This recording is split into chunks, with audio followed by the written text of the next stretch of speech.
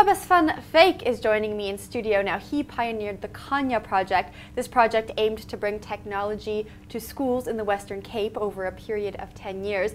Today he's joining me in studio and we're going to talk about some of the successes and challenges he saw in this project and talk about how he sees technology playing a part in education moving forward. Hello. Hi. Thank you for sitting down with me.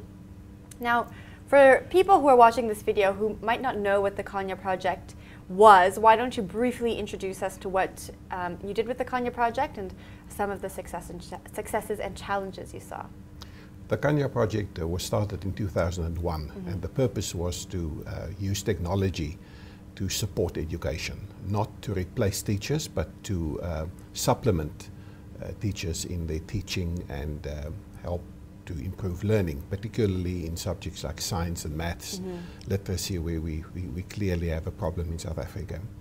And so the project started off fairly small and it grew.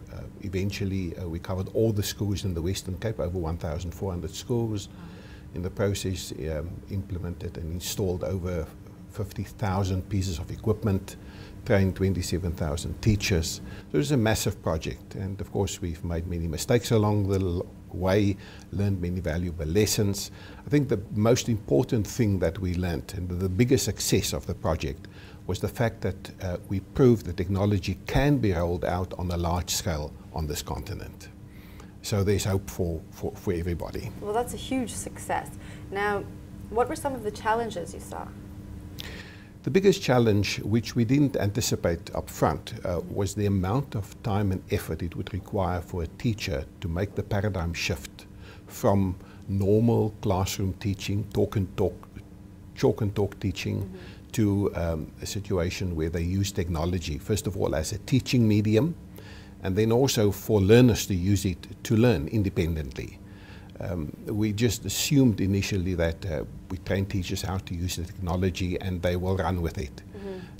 And we discovered that much more is required than just simply teaching them how the technology works. It's also the change in the pedagogy, how to, the teaching skills are different. Different mindset is required.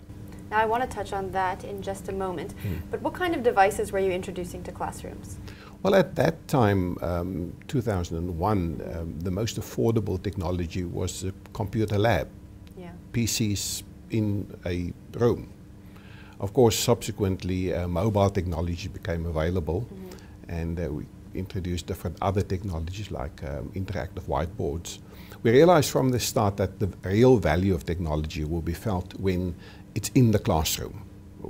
Not taking the kids 4 computers to a computer room once or twice a week, but if it's there all the time, so the teacher can use it to enhance his or her teaching and learners have access to it all the time.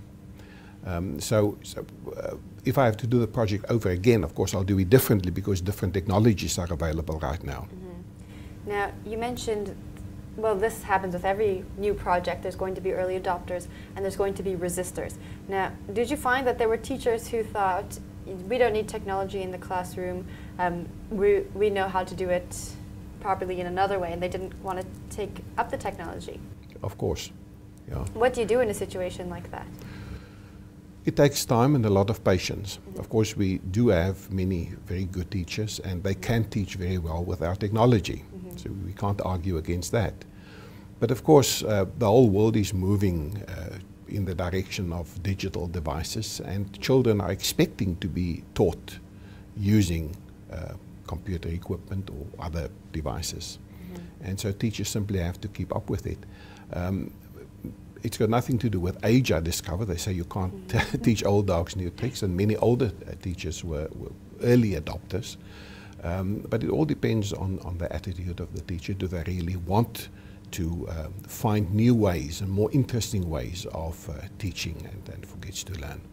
Would you say that teachers require more in-depth training when it comes to technology? Absolutely, absolutely. That is the one thing we've learned on the Konya Project. It's something that I still see every day, that when we put technology in schools, we do not give enough attention to the training of teachers. And when I say training of teachers, I don't mean just the technology training, how to use the technology, but how does it change the way that they teach?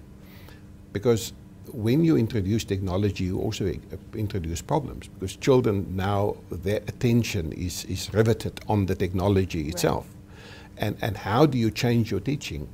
How do you still stay in control of a classroom situation where the children's attention is not on you, on the teacher anymore, but on the device? Wow, that sounds to me like it would take ongoing training. Ongoing, yeah, absolutely. Now, the Konya Project rolled out in the Western Cape. What do you think it would take to roll out projects like these in other areas of the country? Well, it is fairly simple. There would just be the will to do it, and it's good to see that many provinces are now looking at ways of implementing projects, maybe not quite yet on the scale of the Konya Project, but they're making a very good start in providing technology to schools and then training the teachers.